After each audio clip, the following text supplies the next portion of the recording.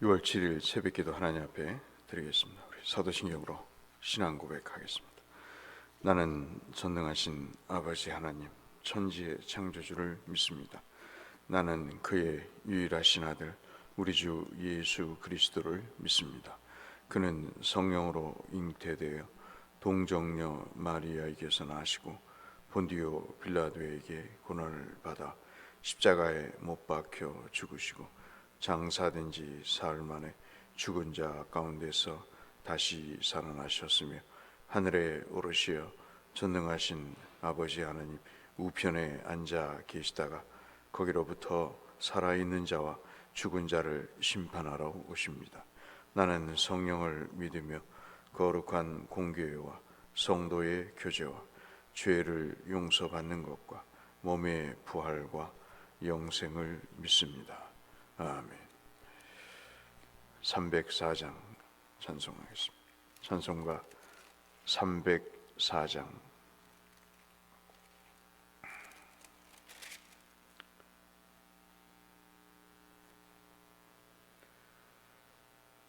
찬송 304장입니다.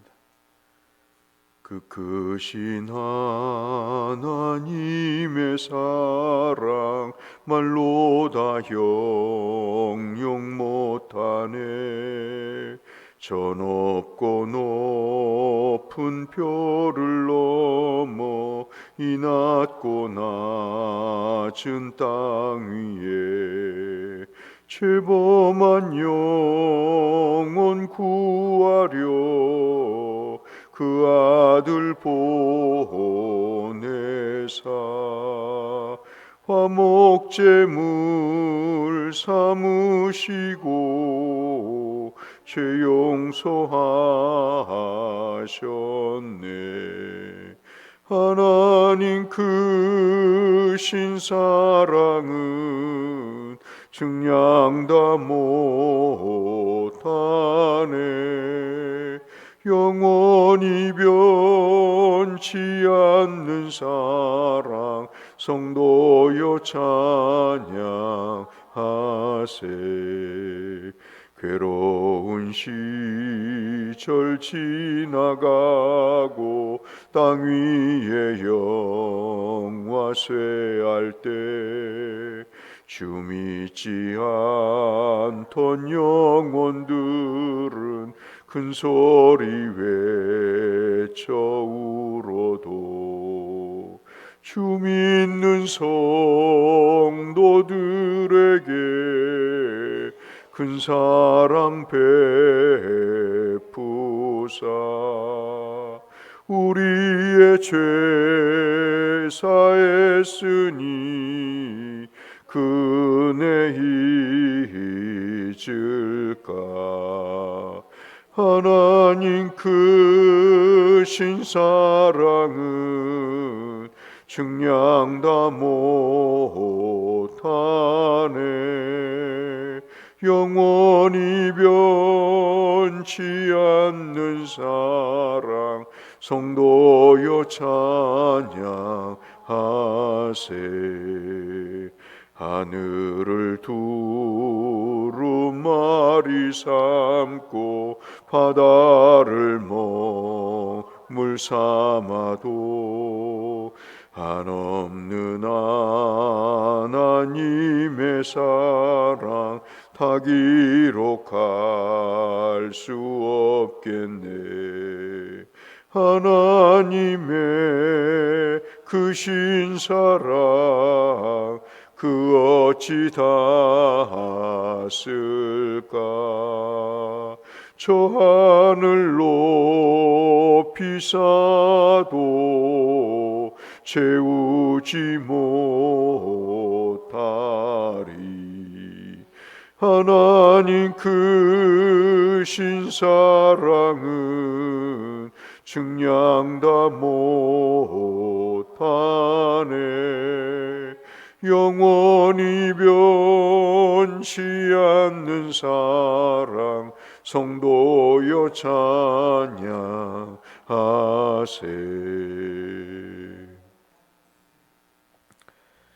민수기 6장 말씀을 이 아침 보겠습니다. 민수기 6장 22절에서 27절 말씀.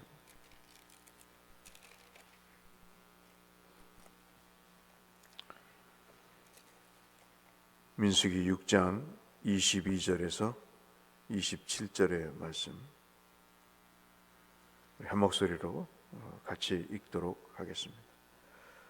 여호와께서 모세에게 말씀하여 이르시되 아론과 그의 아들들에게 말하여 이르기를 너희는 이스라엘 자손을 위하여 이렇게 축복하여 이르되 여호와는 내게 복을 주시고 너를 지키시기를 원하며 여호와는 그의 얼굴을 내게 비추사 은혜 베푸시기를 원하며 여호와는 그 얼굴을 내게로 향하여 드사 평강 주시기를 원하노라 할지니라 하라.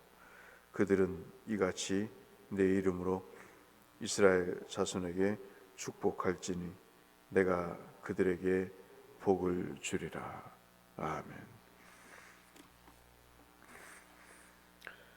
어제 레위인에 관해서 우리가 말씀을 나눴듯이 민수기는 백성들의 인구 조사를 해서 그들이 어느 정도 규모에 있는 힘을 갖고 있고 세력을 갖고 있느냐를 따지는 인구 조사의 말씀이 아닙니다.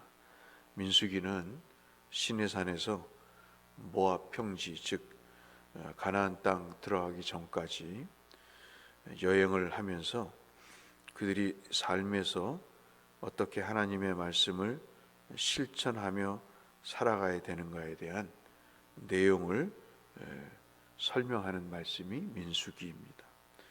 그러니까 민수기는 어찌 보면 광야길을 가면서 하나님의 백성으로 어떠한 상태와 어떠한 삶을 살아야 되는가에 대한 내용을 말씀하는 거죠.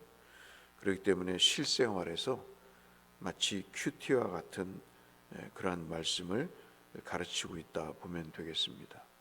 그래서 민수기를 읽으면 하나님의 백성으로 어떻게 살아가야 될 것인가에 대한 기본적인 원리를 우리가 볼 수 있는데, 그 중에 하나가 오늘 우리가 읽은 6장에 나오는 이 내용입니다. 그 내용은 우리가 어제 봤던 레위인과 달리 나시린이라고 하는 그런 독특한 하나의 사람의 그룹이 나옵니다. 이 사람들은 세 가지를 하지 않았다고 우리가 잘 알고 있습니다. 하나는 포도로 만든 것을 구별했습니다. 포도로 된 모든 음식을 구별했습니다. 어찌 보면 물이 귀했던 이 팔레스틴 지역에서의 포도로 된 포도주나 여러 음식들을 먹지 않은 것은 이것은 상당히 삶에서 어려웠던 것이죠. 사실 저와 여러분이 느끼는 것 중에 하나가 하나님의 백성으로 이 세상 사람들과 구별되는 가장 두드러진 모습이 뭘까요? 그것은 어찌 보면 먹는 것일 겁니다. 늘 말씀을 드렸다시피 하나님의 말씀 중에 특별히 비늘 없는 것, 그리고 정말 하나님이 부정하다고 여기시는 여러 발로 기어다니는 곤충이나 짐승들, 이런 것들이 기생충이나 감염의 여러 가지 원인이 있죠. 사실 우리가 지금 코로나를 겪고 있는 것도 중국 사람들이 여러 가지를 먹고, 특별히 어떤 사람은 박쥐에서 이 박쥐고기를 먹으면서 생겼다는 유력한 이야기를 하는 것은, 사실 사람이 아무거나 먹을 수 있다고 보지만 그 아무거나 먹는 것 때문에 얼마나 많은 어려움이 우리에게 지금 있습니까? 그러한 일들이 구별되지 않으면 사실 인생에 어려움을 겪는 것을 우리가 뻔히 보면서도 우리가 참 이것이 쉽지 않은 것이죠. 그래서 하나님이 가나안 사람들 중에서 아무거나 먹는 그 삶에서 구별되기를 바라는 그런 마음, 그런 뜻, 여러 가지 건강이나 또는 사회적인 그런 모든 풍토병에 대한 것을 고려하셨겠죠.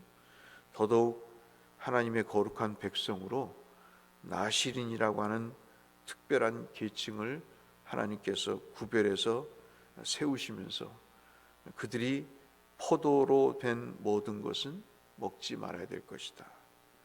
서원한 일정 기간 동안에는 말이죠. 이것은 무엇을 얘기하냐면 포도는 그때 당시에 부를 상징했습니다. 대곳에서도 포도 농사를 많이 지었지 않습니까? 지금은 그렇지 못하지만 옛날에는 포도 농사를 지으면 돈을 만질 수 있는 그런 상황이었다고 하지 않아요? 이런 포도는 단순히 먹고 취하는 게 아니고 포도를 통해서 얻어지는 모든 부를 상징하는 그것에서부터 오직 하나님을 의지하라고 하는 의미가 이 포도를 금하는 것에 담겨 있다는 것입니다. 그러니까 나시리는 하나님에게만 의존하라는 그런 뜻에서 포도를 금했던 것이죠. 그것이 여러분 3절로 4절 말씀입니다. 5절에는 두 번째 나시린이 무엇을 하지 말아야 될 것인가 아시죠? 머리를 잘라서는 안 됩니다. 왜 그랬을까요? 모든 것을 서원하는 그 내용 중에 머리를 자르지 아니하는 것은 그 머리를 자르지 아니하는 것을 통해서 다른 사람과 외모를 통해서 구별되는 겁니다. 저 사람은 하나님께 일정 기간 동안 드려진 사람이다. 우리로 말하면 뭘까요? 어제 레위인 살펴봤듯이 30에서 50세까지 꽃다운 시절에 하나님께 바쳐져서 성막에 관계된 일들을 했다 말씀을 드렸습니다. 우리도 그렇죠. 언제부터 예수를 믿었는지 모르지만 우리는 일정 기간 동안 나실인일 수 있는 거죠. 그래서 하나님이 우리에게 믿음을 주시고 은혜를 베푸시고 복을 주시는 기간 동안 우리는 다른 사람과 말도 행동도 그리고 모든 자세도 구별되는 거죠. 여러분은 믿지 않는 사람과 어떤 면에서 구별되십니까? 이것을 우리가 묻고 있는 것 같아요. 그래서 머리털 하나라도 마음대로 할 수 없다는 자세, 그것이 바로 나시린이 머리를 잘라서는 안 된다는 나시린의 두 번째 조항, 즉 5절에 있는 말씀일 것입니다. 세 번째는 6절에 나시린이 뭘 하지 말아야 되는가 아시죠? 주검을 만져서는 안 된다. 시체를 만져서는 안 된다. 왜냐하면 성경에서는 죽은 것을 하나님이 꼭 싫어하신 것 같아요. 죽음은 부정한 것으로 생각을 했습니다. 그러니까 하나님은 생명을 원하시는 분이지 죽음을 원하시는 분이 아니기 때문에 이 죽음으로부터 어떻게든 사람들이 구별되기를 바랬던 겁니다. 그 죽음을 추구하거나 그 죽음을 즐겨하거나 죽음을 장려하는 것이 아니고 죽음으로부터 너희들이 구별되어야 된다 하는 것을 말씀을 하는 거예요. 우리가 나이가 먹으면서 점점점 우리의 수명이 짧아지지만 그러나 우리가 소망하는 것은 이 죽음 너머에 있는 생명을, 영원한 생명을 바라보기 때문에 죽은 거잖아요.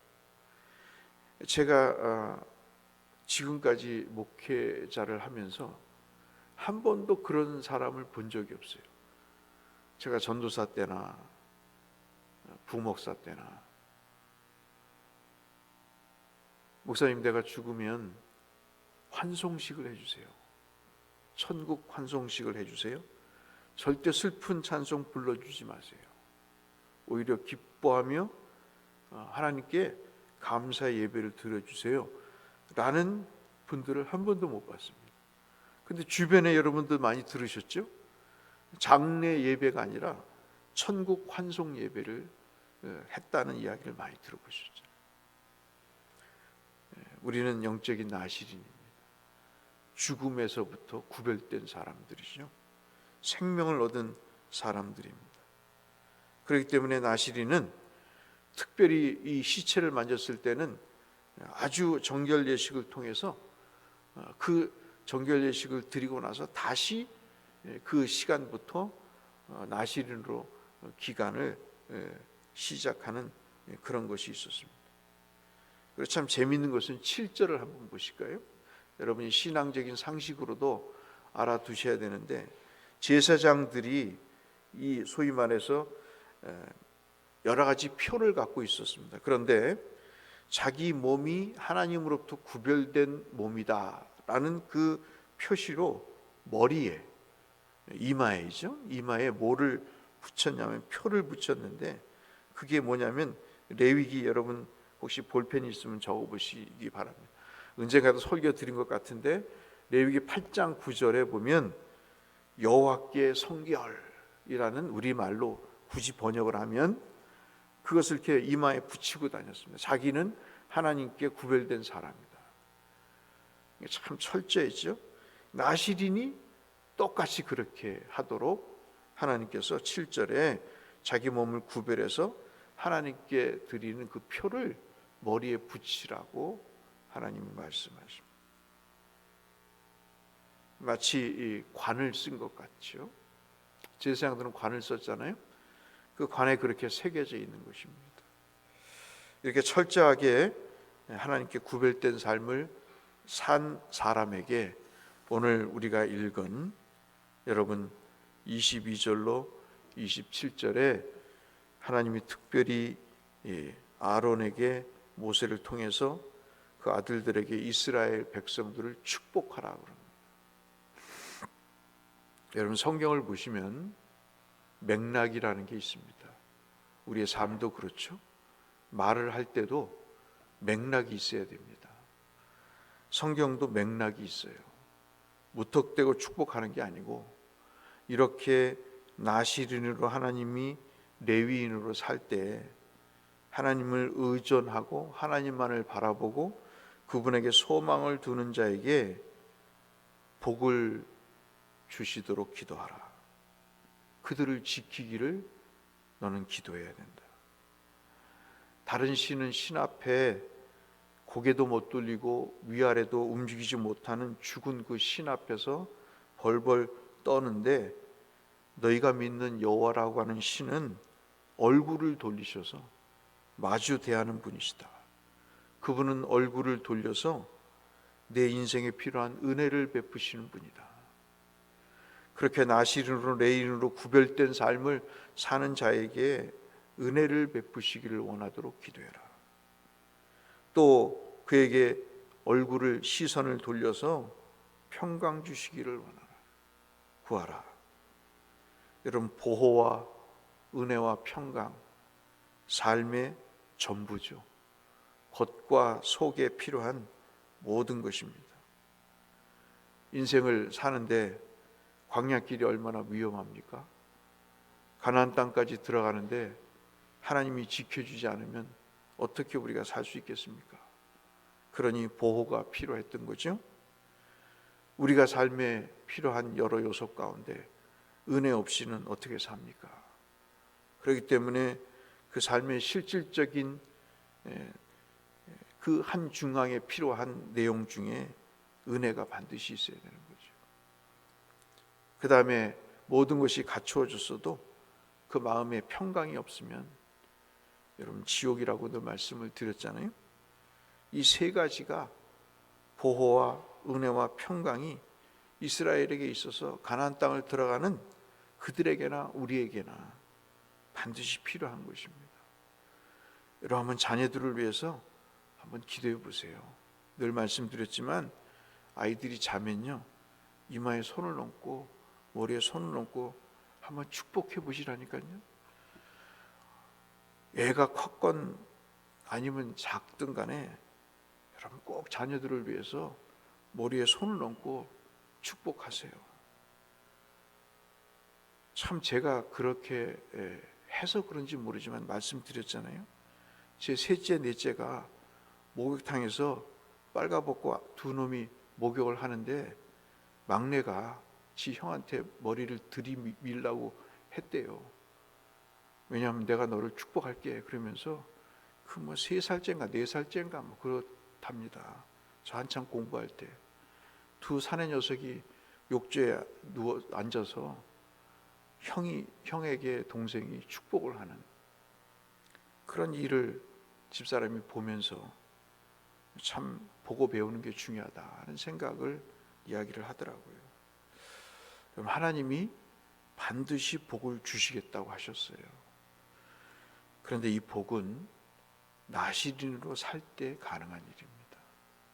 하나님을 의존하고 하나님께 구별된 삶을 살고, 그리고 죽음이 아닌 생명을 주시는 하나님을 의지할 때, 그런 삶을 살아갈 때 하나님이 복을 주시는 것이죠.